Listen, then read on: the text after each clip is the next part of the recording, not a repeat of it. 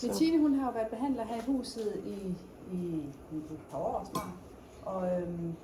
Og så har hun jo så uddannet sig nu til tapping-terapeut. Så det glæder vi os til at høre om. Tak, Bettine. Tak. Velkommen til. Utroligt dejligt, at I vil bruge lidt tid her sammen med mig. Det har jeg glædet mig til. Det er jo helt nyt for mig, det her med at stå her og og præsentere tankefeltterapien. Fordi det er jo her i, hvad det er en måned siden vi blev færdige. Så som færdig er det jo helt nyt. Men vi har arbejdet med det en del. Og for lige sådan at sige, hvad er det lige har gjort for mig. I morges kom jeg lige i tanker om nogle ting, som jeg skrev op. Så tænker jeg, jamen hvad var det lige præcis? Hvad er det lige her de sidste par dage, jeg har brugt tankefeltterapien til? Og det er jo, at da vi var til eksamen, der gik det op for mig, at jeg troede ikke, jeg havde eksamensangst. Men det var åbenbart så mange år siden, jeg havde været til eksamen sidst. Så det havde jeg glemt, jeg havde. Så det mærkede jeg, da vi var til eksamen. Og det vælger jeg. Ikke bare at lade ligge, men jeg tager ned til en kollega, og vi får det tappet væk. Og det kommer i 0. Og vi kommer i det, der hedder roligt, fredfyldt og let. Og det kommer jeg ind på også, hvad det er bagefter. Men det gjorde, at jeg her de sidste par dage har tænkt sådan, er der noget galt? Fordi jeg er jo bare roligt, fredfyldt og let. Jeg er ikke nervøs. Jeg glæder mig bare til det. Og ja, det kan være, at klokken er noget, men så er det sådan, det er. Men jeg havde ikke noget, så nu blev jeg nødt til at banke på, at det er helt okay, at jeg er roligt, fredfyldt og let. Jeg behøver ikke at have de her nerver på. Så det har jeg været inde at banke på. At det gjorde noget. Og alt, hvad jeg har mødt her de sidste par uger, der havde noget som helst med det her at gøre. Hver gang jeg kom til noget, hvor jeg kunne mærke et ubehag i kroppen, så er det det, jeg synes, der er så fantastisk. At før, der ville jeg tænke, nu skal jeg lægge det væk, nu skal jeg glemme det, nu skal jeg lave noget andet, nu skal jeg... Nej, nu holder jeg fast i ubehaget.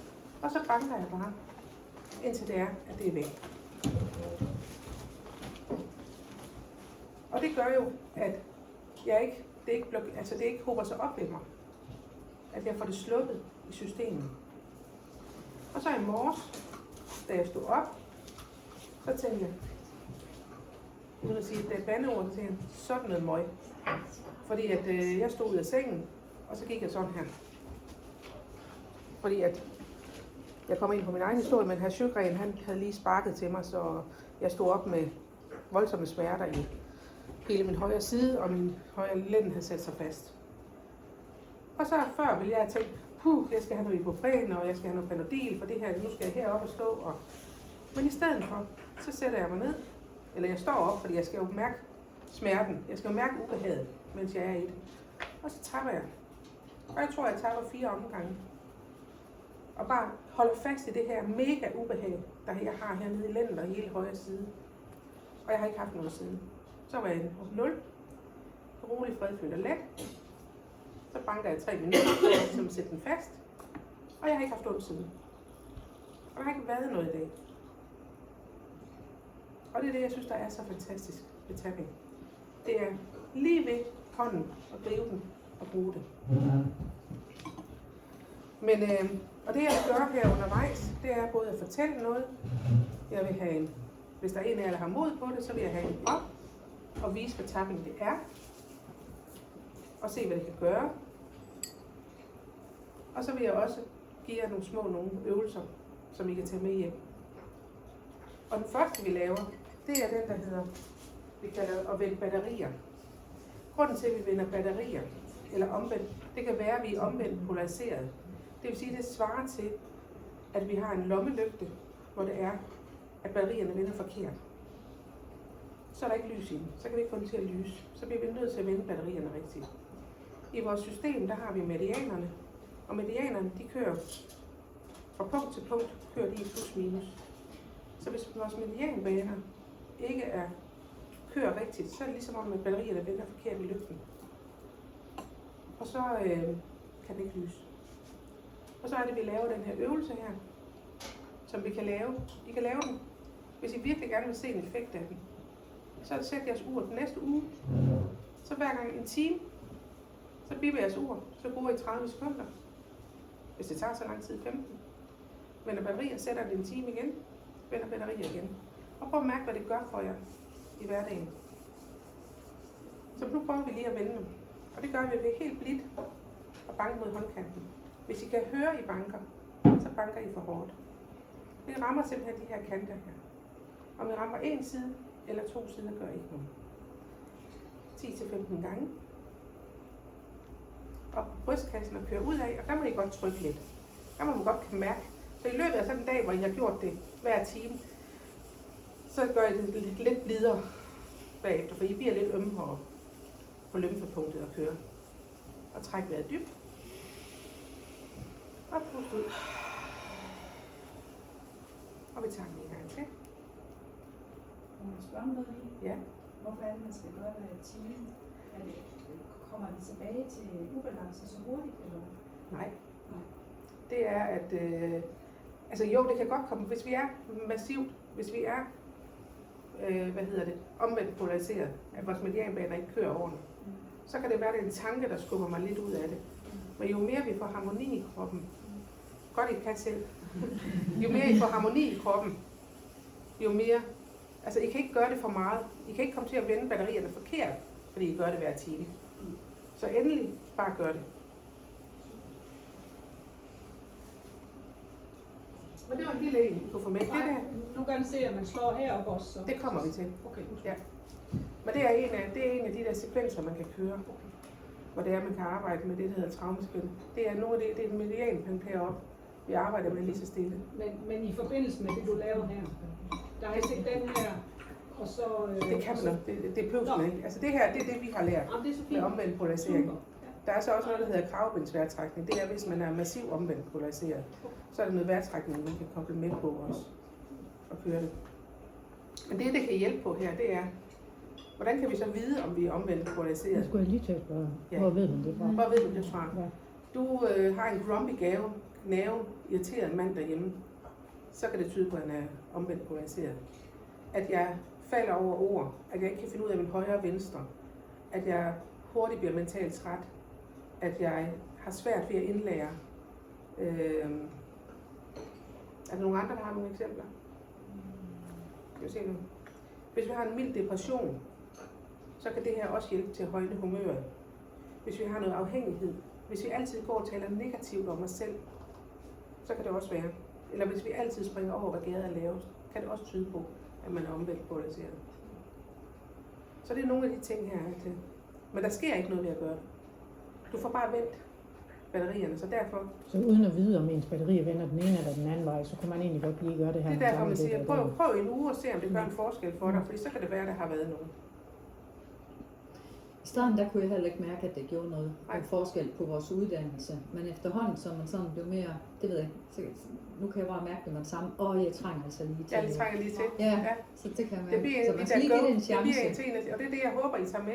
Det bliver en af de der go-to-redskaber. Man bare lige altid kan hive op. Vi kan altid bruge den her. Lige meget hvor jeg er henne.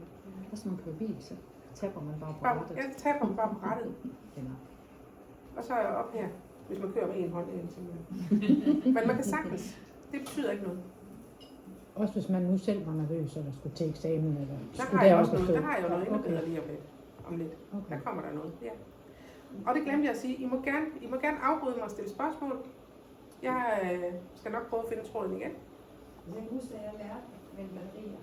Der var det, der fortalte Larsen det her med, at fordi at jorden har jo en polarisering inde i midten. Så det er jo ikke fordi, vi altid gør noget ved os selv, men det kommer an på, hvordan man connecter med den. Altså, vi er styret, vi er connected til den også, så den kan også få os til at lide. Og jeg har i hvert fald aldrig kunne finde ud af højre og venstre, men efter at have gjort det her hver dag nu i et par måneder, så kan jeg finde ud af det igen. Ja. Men det er ikke bare med at gøre det en gang. Altså, men nu har jeg styrt højre og venstre, og for første gang i mit liv er helt stort. Ja. Men hvis jeg kan mærke, at jeg er, altså, historie kommer lidt, men hvis jeg kan mærke, at sådan er, begynder at få sådan noget tyngde i hovedet eller noget, jamen så er jeg lige inde og lave de her. Og trække vejret dybt. Det hjælper jo også på hukommelsen. Ja. Det kan jeg huske, Larsen sagde. Tine? Jeg har en dreng, der skulle testes for ordblindhed i 5. klasse. Og jeg startede på Lars kursus i juni. ikke selv tabe, men så taber jeg bare, mens jeg rører ham. Og han har lige blevet testet nu her, altså ikke på ordblinde, men han ligger højst i klassen i stave- og læseprøven nu. Så nu skal han ikke testes alligevel. Og det er det, der også er så fantastisk. At, som Tine siger, at det pludselig ikke er personen. Jeg kan bare lægge hånden på personen, og så kan jeg gøre det på mig. Sådan en surrogatbehandling. Og på den måde kan jeg også gøre det på dyr. Så Hvordan gør du det, siger du? Jeg lægger hånden på. Jeg lægger hånden på. Nu lægger jeg hånden på dig, Lise. Ja. Jeg rører bare ved Lise. Og så begynder jeg at tappe på mig selv med en batterier. Og så begynder jeg at tappe på de punkter. Mens jeg har intentionen om, jeg skal ikke sidde og tænke på, at jeg skal i Rema og handle et eller andet. Min intention er at hjælpe Lise med ordblindhed, for eksempel. Eller hjælpe mit dyr med indre stress. Så jeg sender intentionen, billedet over til personen. Men min historie, det er, at jeg for mange år siden hørte et foredrag med Lars Myggen. Og jeg var fuldstændig grebet af det. Altså, vi er i hvert fald 10-15 år tilbage. Og jeg var fuldstændig grebet af det. Så jeg købte jo hans bog den aften, og læste den, og arbejdede med det.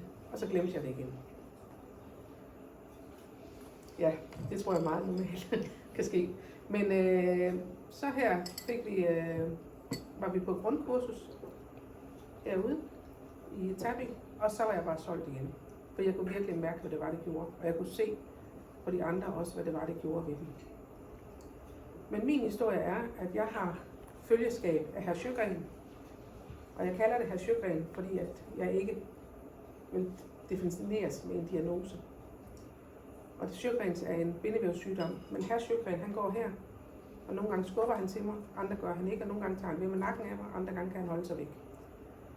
Men det er sådan en måde for mig at holde den her, at det bliver noget, jeg kan arbejde med. Det er ikke en del af mig, det er noget, jeg kan arbejde med, når jeg holder på den måde. Så derfor vil I høre mig kalde det hr. Sjögren. Og hr. Sjögren, han gav mig smerter i kroppen, og kronisk træthedssyndrom, det der hedder fatigue. Jeg havde mange smerter, og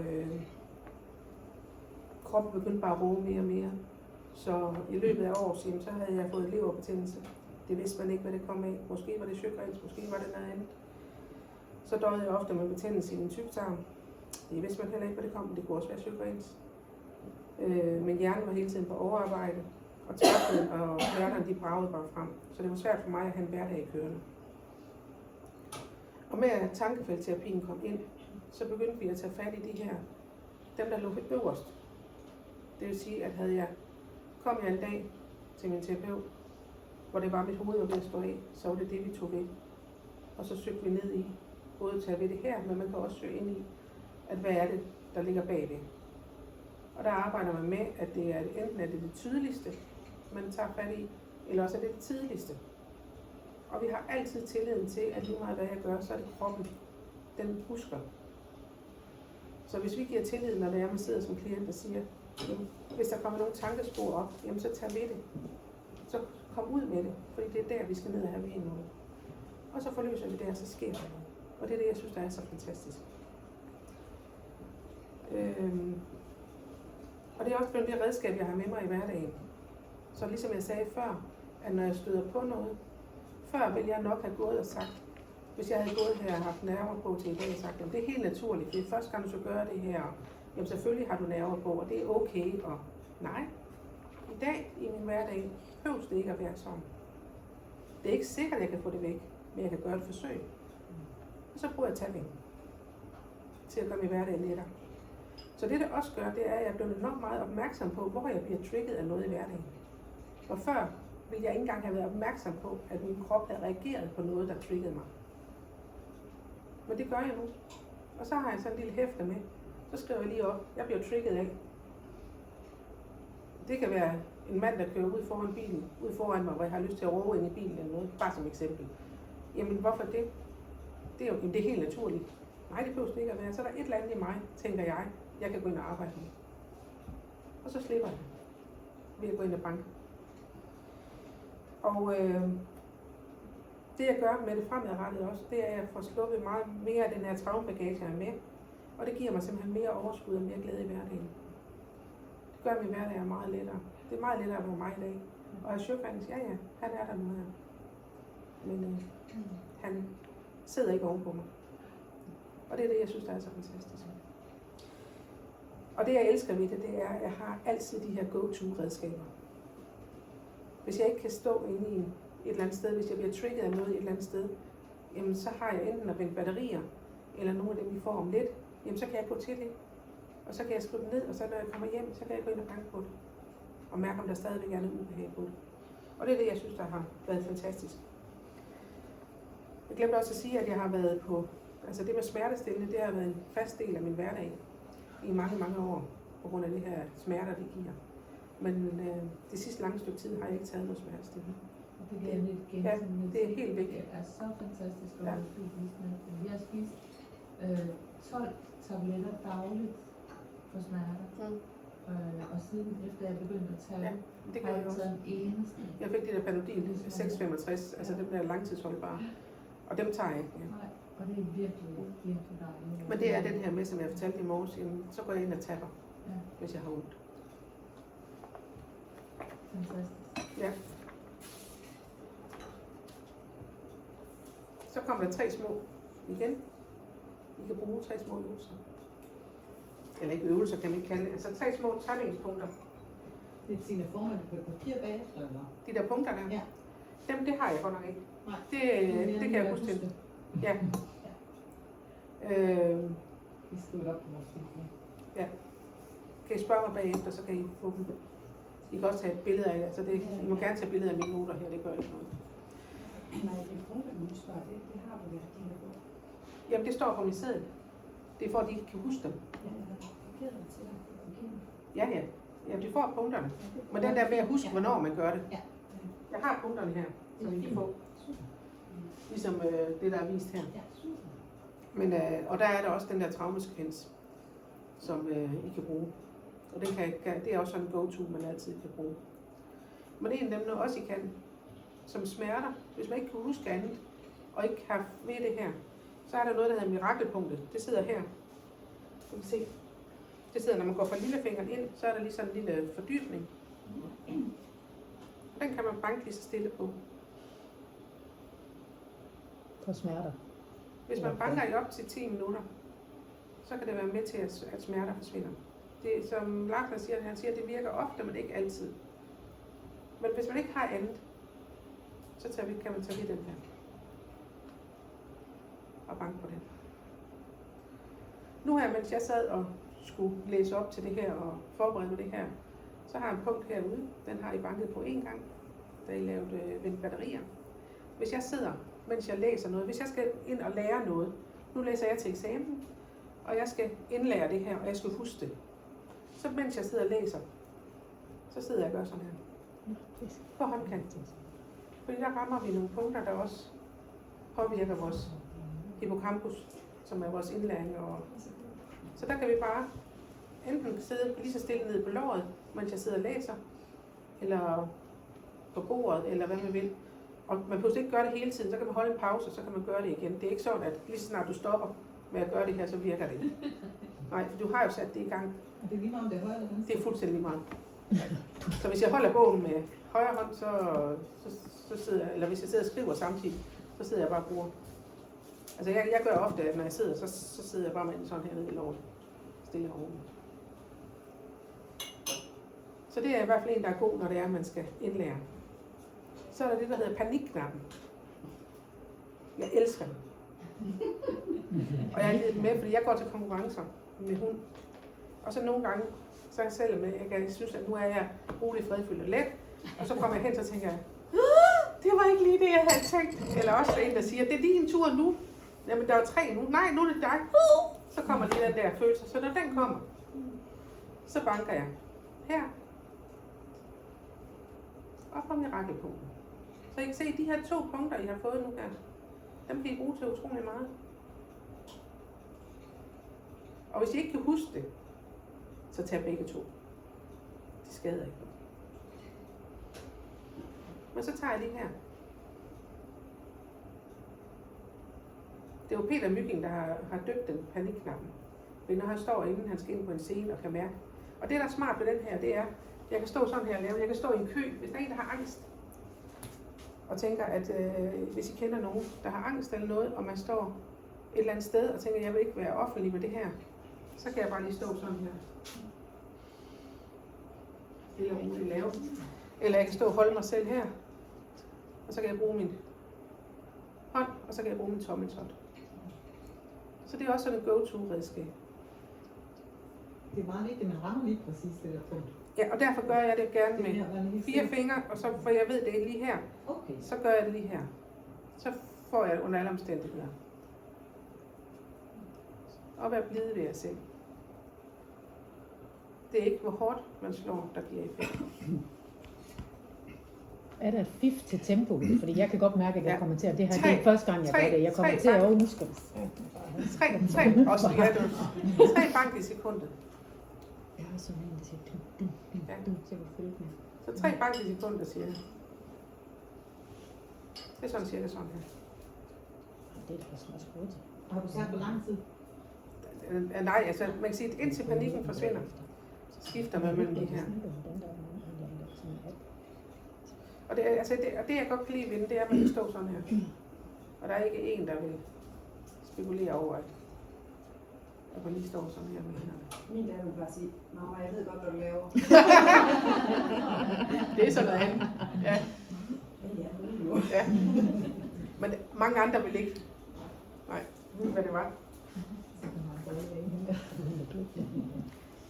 Men den terapeutiske tapping, når man bruger det som et redskab, altså når jeg bruger det som et arbejdsredskab, så er det terapeutisk tapping. Og der er jo også det, der er så fantastisk ved det, det er jo, at alle kan bruge det. Så I kan, når I får de her punkter med hjem, kan I også bruge det. Og det, der er fantastisk ved det, det er, at det er fordi det er en hurtig, det er en risikofri og bivirkningsfri metode til at lindre og ofte også kurere psykisk og fysisk ubehag. Og det er ubehageligt at arbejde med. Og den teori, vi arbejder ud fra, det er, at der er en forbindelse mellem vores tanker, vores følelser og vores krop. Vi arbejder med det ubehag, der er i kroppen lige nu her. Og det kalder vi så den fysisk følte fornemmelse. Så når I hører mig sige det, så er det simpelthen det ubehag. Så er det, jeg kan mærke i min krop. Så selvom jeg står nu her, og jeg føler mig rolig, fredfyldt og let, så kan jeg godt mærke, at jeg har en lille smule sidren. Men det er okay. Det er sådan den der forventning, den spænding. Jeg kan mærke, at jeg har en lille smule her. Men det er den her fysisk følte fornemmelse. Så det er okay. Det kan jeg godt være. Det vi gør med tapping, det er, at vi får kroppen til at slippe spændinger og ubehag, når vi tapper på de her punkter her, der er rundt omkring. Vi tapper på punkter i ansigtet, på kroppen og på hænderne. I nogle bestemte rækkefølger og nogle bestemte systemer. Og det vi arbejder hen mod, det er, at vi får en harmoni i kroppen, som gør, at vi får den her tilstand af, I har hørt mig sige, at være rolig i tanken. Rolig, fredfyldt og let, og det betyder, at jeg er rolig i tankerne, fredfyldt i kroppen og let eller grounded. Eller fredfyldt i hjertet og let eller grounded i kroppen. Og succesen, når vi har en behandling, det er, at den, der sidder og får tappingen, opnår den her følelse af at være rolig, fredfyldt og let. Så har vi fået succesen. Så er man kommet i 0, som vi kalder det. Vi arbejder med en målestok, der hedder SUD. Den går fra 0 til 10. Hvor 0 det er der, hvor vi er rolig, fredfyldt og let. Og 10 det er her, hvor vi er max ubehag. I Danmark, eller blandt mange af os, I hørte mig også sige før, at før var det helt normalt for mig at have det her ubehag, hvor man gik og hvor man tænker, at nu er der en, der lige kørt ud for, og man er sådan en idiot, så får man det ubehag. Eller også vi går med noget ubehag hele tiden. Hvor hvis jeg spørger en af, eller hvis du spørger nogen af jer, jeg mærker selv efter jer selv, jamen, er der noget ubehag i jer nu her? Så måske sige, nej, det er der nok ikke, men hvad er det, hvis man skulle sætte tal på? Så er der mange, der vil sige, jamen det ligger på en 3 stykker, 4 stykker. Og det er jo ikke så galt. Men i tankefældeterapi, i tankegangen, der er det rimelig højt. For så går vi med et indre kropsstress hele tiden. Vi går med et ubehag, som påvirker vores krop. Derfor gør vi det, at vi i tankefældterapien arbejder mod det at blive mere optimale. at opnå den her følelse af at få det endnu bedre. Vi leder efter det, der hedder udinder. Og det er en udin af det tidspunkt, hvor man lige bliver ramt af et traume eller et oplevelse. Det er det frosne øjeblik, hvor der er følelsen første gang er i kroppen. Og udin, det står for, at vi møder noget, der er uden varsel, dramatisk, det er isoleret, vi har ikke nogen, der kan hjælpe os, og vi har ikke nogen strategi. Et eksempel er, at der er en, der er glat udenfor, og man er forsigtig, man synes, det er ikke helt rart at køre, og så kommer der en rød bil imod en, og man synes, den lige svinger, så man kommer til at svinge, og så ender man i grøften. Og der kan udelen være i det øjeblik, jeg finder ud af, at jeg ikke har kontrol over min bil mere. Det kan også være andet, men nu tager vi den. Jeg har ikke kontrol over min bil, og den glider ud. Og jeg ender i grøften. Så er jeg lige, man kan også sige, at jeg er bare lige ude af mig selv et kort øjeblik. Det er der, hvor den her udel er. Så kan det være, at jeg møder nogle trigger, som vi også arbejder med i løbet af noget tid. Det vil sige, at hver gang jeg møder en rød bil, så når jeg lige får sådan en følelse ind i kroppen, især når det er glat. Men den pakker jeg bare væk igen. Og hver gang de her perler kommer på, så bygger vi på det her ubehag, vi kan have. Og så er det med tapping, der er, at vi kan gå ind og tage det, som jeg siger, det tydeligste eller det tidligste. Så hvis vi kan komme tilbage til, at det var lige præcis på det tidspunkt, da jeg oplevede af min bil, at jeg ikke havde kontrol over den længere, og vi går ind og tapper på den, så kan hele den der traumekæde, den kan så forsvinde. Alle de der trigger der har irriteret os, så er vi ikke irriteret over røde biler mere, eller når det er glat, så er vi ikke så påvirket eller noget. Så det kan føre meget med sig, når vi tapper. Og jeg sagde før, at der ikke var nogen bivirkninger. Der kan være noget let, altså udrensningssymptomer bagefter ved behandling.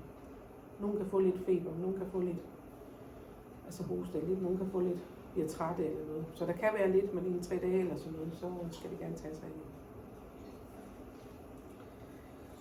Men hvad tænker I, det kan hjælpe på? Hvad tænker I, der kunne være? Må jeg spørge noget? Ja. Fordi det der med en bil, når man er ude for en uheld, Ja. men hvis for eksempel at man hvis nu man har vrede, så ved man måske, hvor det kommer fra. Nej. Det kan du jo også hjælpe en med. Ja. Altså ja, men det behøver ikke at være konkret. Nej. Det kan også være ligesom noget, man Men hvis man går med en følelse af, at sorg. Ja. Eller, ja.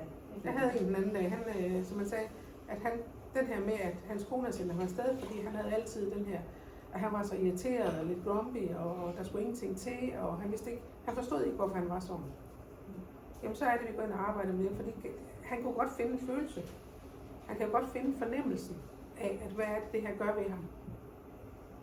Og så prøver vi at se ad, om han kan komme tilbage til et sted, den er, og ellers tager vi den der, hvor den er. Så kan det være, at der er noget, der dukker op. Og nogle gange kan der også være tale om generationstraumer. Så hvis det er, man tænker, hvis jeg siger til en, jamen, hvornår det her med at være, nu siger jeg ked af det, det her med at have den her følelse af at være ked af det dybt inde. Hvornår tænker du, det startede? Men det ved jeg ikke, siger han, så det kan jeg ikke sige. Jamen er det noget, du tænker, der altid har været der? Så kan det godt være, at personen siger ja. Så kan det være noget, der ligger flere generationer tilbage, hvor det er, at vi har taget det med. Så det kan også løses ved hjælp af tankefældterapi. Så man kan meget. Men noget af det, man kan, har I nogle bud? Hvad tænker I? Men Martine, det er jo ikke altid, man kan gøre det på én gang. Nej. Nogle gange er det jo et forløb. Det er et forløb. Fordi at man skræller jo ligesom et løg af. Ja. Ja, altså det man gør med én gang, det er, at du kommer i 0 på 1 udel. Eller på et ubehag, du har. Og så er det jo igen, så når vi kommer hjem, så kan der godt dukke noget andet op. Med at jeg havde en dame, der havde døjet med svimmelhed. Og vi kommer tilbage til, hvornår det startede. Og det havde noget med skilsmisse at gøre. Og noget med, hvordan hendes mand havde behandlet hende. Så det fik vi tappet på. Og kom hen til, hvor hun var rolig, fredfyldt og let, og kunne se det her med, hvordan hendes mand havde været mod hende. Så sidder vi for en kop kaffe bagefter, og så bliver hun så helt fjern. Og så ud af det blå kommer der. Jamen, min mor var heller ikke sød ved mig.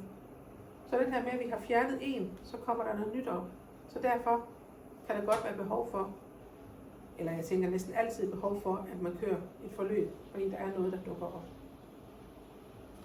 Så rigtig godt. Men hvad tænker I? Har I nogle forslag? Jeg siger eksamensangst, præstationsangst. Sorg. Sorg, ja.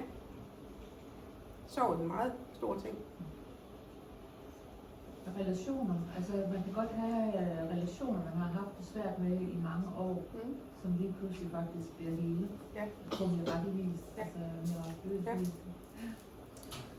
Det kan være fobier, edderkopfobi, fysiske symptomer, sukkerafhængighed, hovedpine, smerte, indlæringsvanskeligheder, manglende selvværd, mareridt, bange for mørke, spædbørn og kolik, dårlige vaner, flyskræk, angst. Altså der kan være mange ting, som man kan gå ind og arbejde med.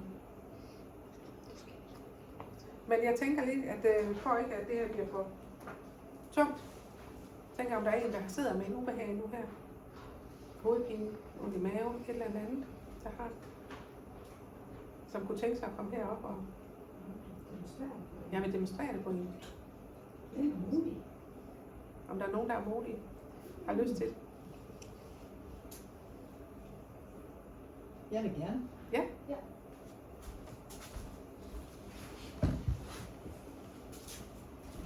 Nu er det ikke sådan, jeg får feber bagefter. Nej.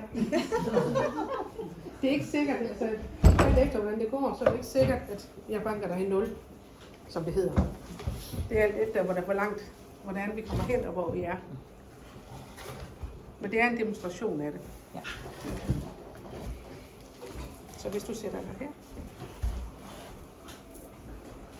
Så. Kan I se noget? Ellers må det lige rykke, hvis det er. Ja. Ja. Må jeg låne din hånd? Ja. Er du okay med, at jeg rører ved dig? Ja. Ja. Og hvad tænker du? Hvad sidder du med at ubehag nu her? Hvad har du? Jeg har sådan en uro i kroppen. Du har en uro i kroppen? Ja. Ja. Hvor sidder den henne? Jeg sidder mest i maven og i brystet. I maven og brystet. Ja. Kan du beskrive for mig, hvordan den ser ud? Har den en form? Hænger det sammen, det er maven og brystet, eller er det to forskellige? Jeg synes, det hænger sammen. Det hænger sammen. Ja. Man kan godt flytte sig lidt. Ja. Ja. Så det er noget, der kan flytte sig. Ja. Ja. Og hvad med, har det en form? Det har jeg faktisk ikke tænkt over, man ikke bliver rundt. Det er rundt. Det føles som om det sådan kører rundt. Det kører rundt. Ja. Noget rundt, der kører rundt. Måske breder det sig også lidt. Ja. Men sådan, at det bevæger sig både fra maven og op i brystet. Mest i brystet. Mest i brystet. Ja. Har det en farve? Det er noget rundt, der bevæger sig rundt. Jeg har ikke tænkt over, om jeg har en farve. Nej.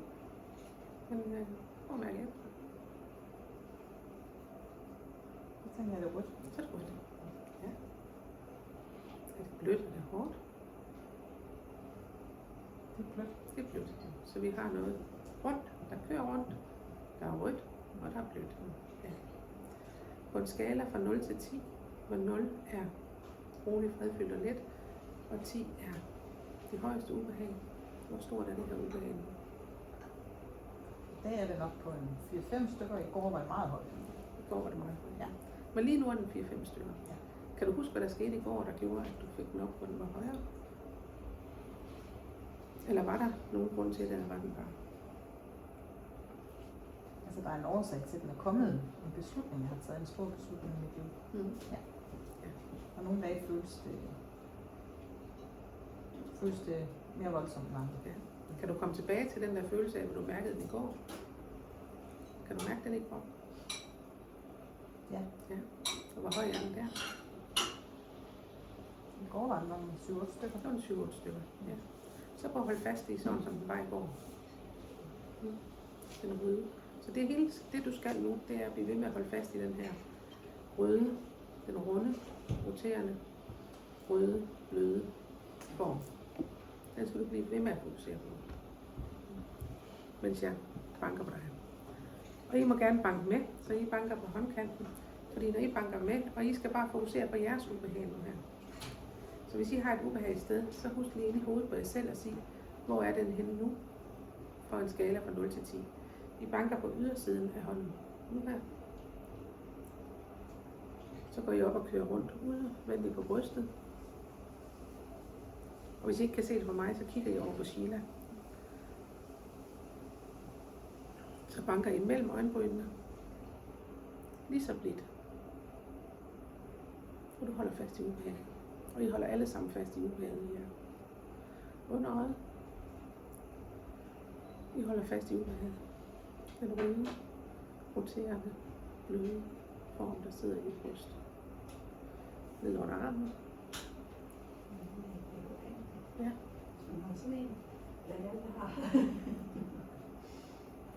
Man kan også gøre det sådan her, hvis det er nemmere. Og du holder fast i den her hele tiden. Op på kravbenet.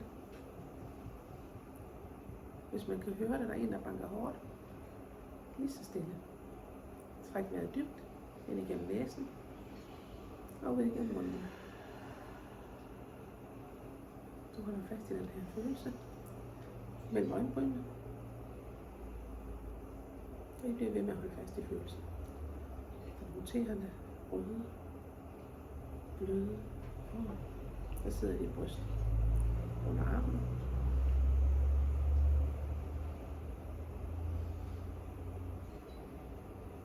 Kravben. Og trækker vejret dybt ind igennem næsen. Og ud igennem munden.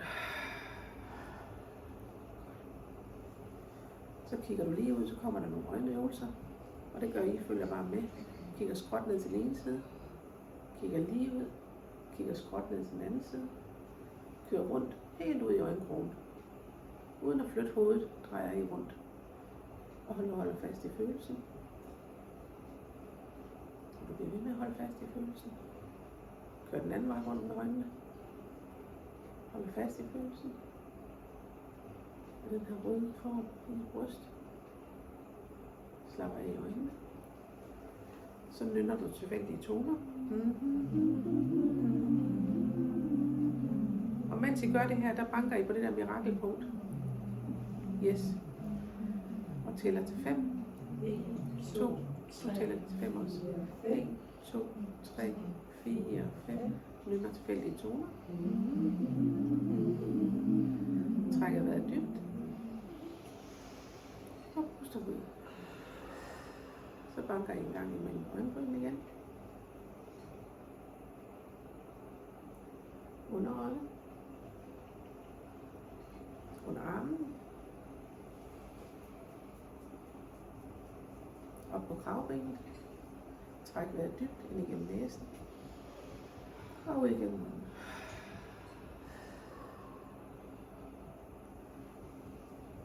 Hvordan ser det ud med den? Hvad sker der i kroppen nu? Hvad er den her røde, roterende, bløde form i dit bryst, som i går var på en 7-8 stykker? Jeg synes, den er løsnet lidt op. Jeg har lidt svært ved at forestille mig, at den var det sådan i går. Ja? Ja. Så det er svært for dig? Ja. Men hvis du lige går tilbage til i går, hvor du mærkede det, hvad vil det ligge på så? Men på en skala fra 0 til 10? Lige nu? Ja. 2. 2. Så vi er gået fra 7-8 stykker ned til 2. Så vi kører lige en omgang mere. For jeg synes, vi er så langt nede, så vi prøver at se. Så I banker på ydersiden af hånden igen. Kører op og kører ud af på brystet.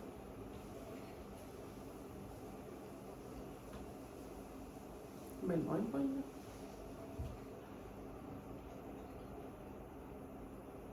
Under øjet. Under armen. Du holder fast i den der form. Kravben. Træk vejret dybt. Og pust ud. Så kigger du lige ud. Mens I banker på mirakelpunktet, kigger I lige ud. Kigger skråt ned til den ene side. Lige ud. Skråt ned til den anden side. Kører rundt. Og hold fast i følelsen. Den anden vej.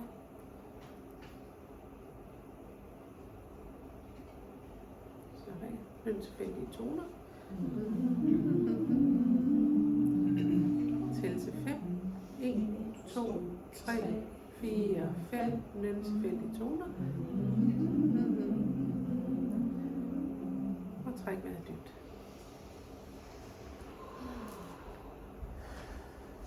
Mellem øjenbrynene. Under øjet. Under armen. Og kravbenet. Og træk vejret dybt. Og pust ud. Hvor er du henne nu på en skala fra 0 til 10? Jeg synes stadigvæk, det er 2. Det er stadigvæk 2. Ja. Så prøver vi at lave noget her, hvor du kigger nedad.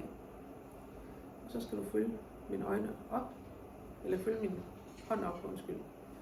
Uden at du flytter hovedet.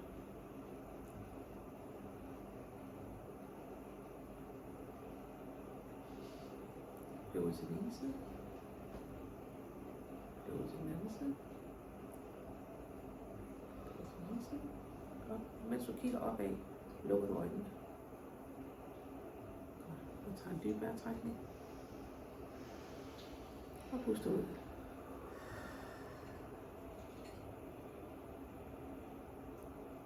Hvordan ser det ud i kroppen nu? Jeg synes, det blev mere let nu. Det blev mere let. Ja. På en skala fra 0 til 10. Jeg tænker, det er 0. Det er 0. Fantastisk. Så får du lov til at sidde i den her. Nu skal du bare lukke øjnene og slappe af. Så får du lov til i 3 minutter at sidde i den her. Og selvom jeg snakker, så vil du ikke registrere det. Du skal bare forholde dig til, at du skal sidde i den her ro her. Det jeg lavede til sidst, det er noget, der hedder en gulv til loft øjenrulning, som kan være med til lige at løsne det sidste. Men I kan se her, hun er gået fra at have et ubehag i går på 8, 4-5 stykker i dag, til 0.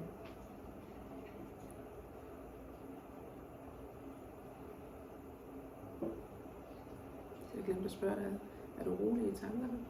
Ja. Ja. Fredfyldt i hjertet? Ja. Let eller grounded i kroppen? Let. Ja, så du bliver bare siddende. Det vi gør nu, når hun sidder i den i 3 minutter, det er, at vi ligesom manifesterer den af kroppen. Når jeg banker på mirakelpunktet, at kroppen den tager den her til sig som en ny bevidsthed. En ny viden i hendes krop, at sådan er det. Det er oppe på mirakelpunktet, I banker nu her, mens I sidder i ro.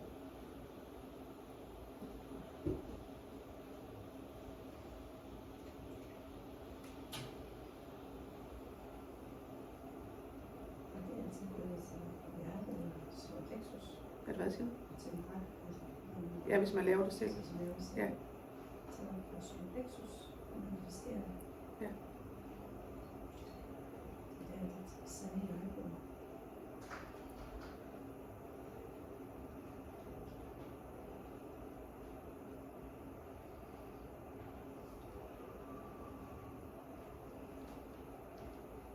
Nu har jeg ikke lige ved, hvor lang tid der er. Men jeg tænker, at du kommer stille og roligt tilbage nu. Ja. Hvordan har du nu her? Det er meget roligt i kroppen. Ja. Dejligt. Tak, fordi du vil være klik. Det siger jeg også. Ja.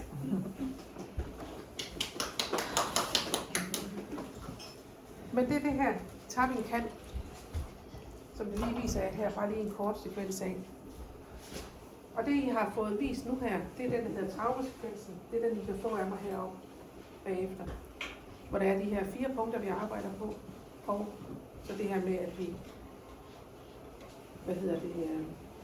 laver øjenrullingerne.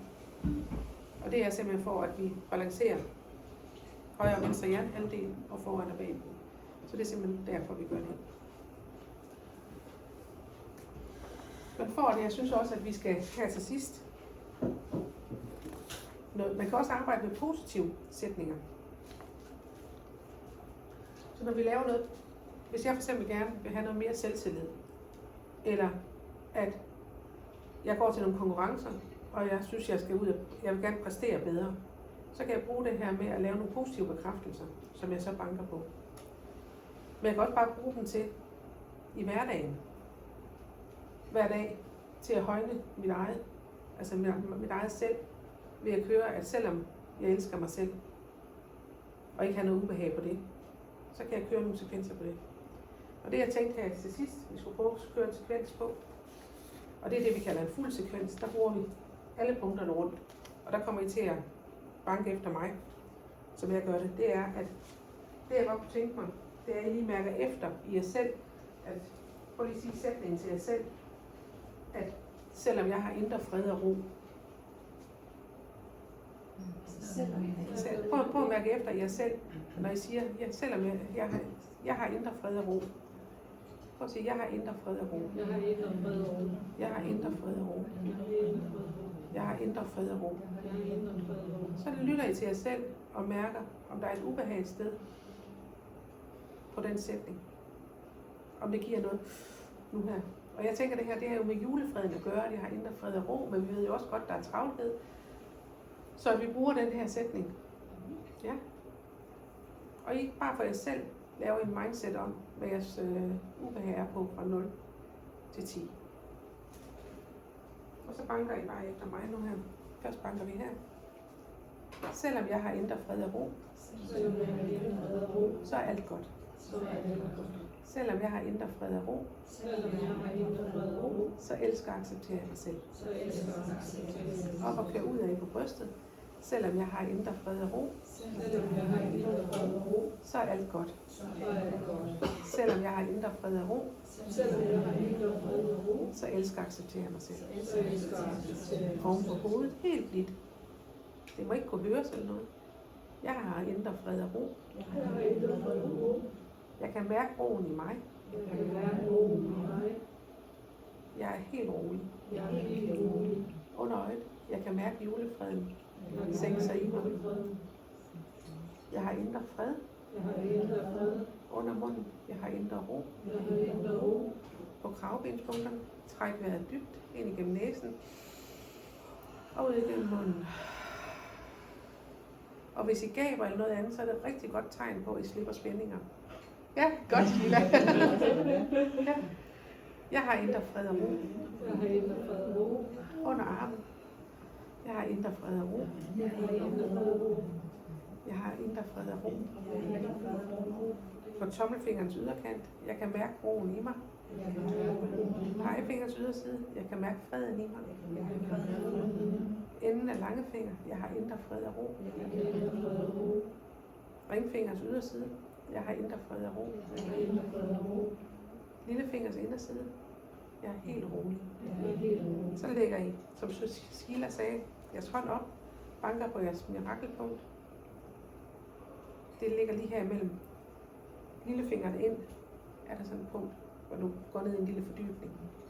Der sidder mirakelpunktet. Så lukker vi øjnene. Åbner øjnene. Kigger skråt ned til den ene side. Lige ud. Skråt ned til den anden side.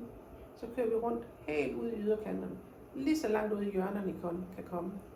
Jeg har fred. Kører 2 gange rundt. Jeg har ro. Kører i den anden vej rundt. Jeg har fred. Jeg har ro. Nynner tilfældige toner. Tæller til 5. 1, 2, 3, 4, 5. Nynner tilfældige toner.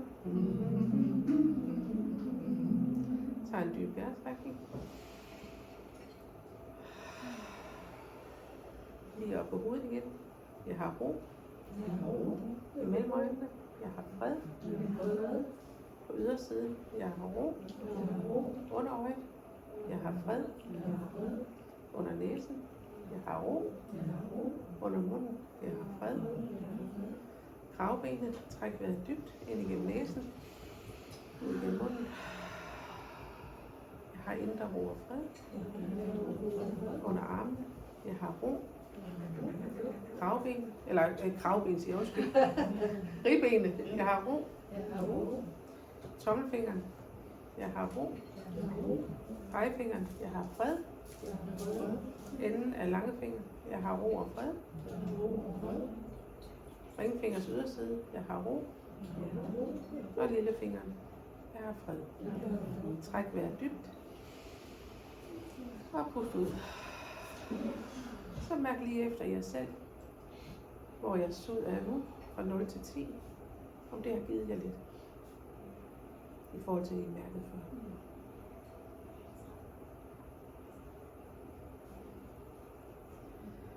Er der nogle spørgsmål? Så skal I endelig køre løs. Vi kører et tilbud herude nu her, med, ligger den, er den der inde på? Hvad? I dag. Ja, i dag er der et tilbud på, hvor man kan prøve det i 15 minutter. Det var ligesom du prøvede, at få sådan en, hvor man ikke behøver at sidde heroppe blandt andre, men hvor vi sidder lidt i fred, hvor I kan prøve at se, hvad det gør ved jer. Og bare mærke det her med, at der sker en forandring til 250 kroner for de her 15 minutter. Og så har vi nogle tilbud, der kører frem til udgangen af marts med 750 kroner per behandling. Og så kan jeg ikke, kan du huske det? Jeg kan ikke huske mit hoved. Nej, men så må I spørge. 3 og 5 gange, som så er rabat på. Er der nogle spørgsmål? Altså, jeg vil bare sige, at jeg er så stolt af dig, Bettina, men Tak. jeg tænker på, at du jo kom herud for 1,5-2 år siden snart, og havde det rigtig, rigtig skidt, og havde sagt dit job op som ergoterapeut, hvor du havde været i mange år, og havde det virkelig dårligt. Og så står hun bare her og shiner i dag. Det er ikke fantastisk. Jamen, jeg bliver helt rørt. Jeg er simpelthen så stolt af dig, og jeg er stolt af dig selv. Det er jeg også. Simpelthen fantastisk. Ja. Det her, det har gjort så meget ved dig. Det har det. Man kan næsten ikke tro, det er rigtigt, altså. Jamen, jeg elsker det her. Ja, det kan I godt mærke, ikke også? Men også fordi, altså, en ting er, at det vil gøre med mig, men også når jeg ser folk gå ud af døren, hvad det er, de gør. Altså, det rører mig bare så meget, at det her, det kan det. At vi kan aktivere vores krop på den her måde, så det er, at den kan så meget. Fordi jeg er jo, altså det er jo ikke mig, der gør noget, det er jeres krop. Det er bare mig, der hjælper den. Og det er det, jeg synes, der er så fantastisk. Plus at det her med, I kan lave det hjemme. Så I får dem, der vil have det. Slukker jeg den her nu, tænker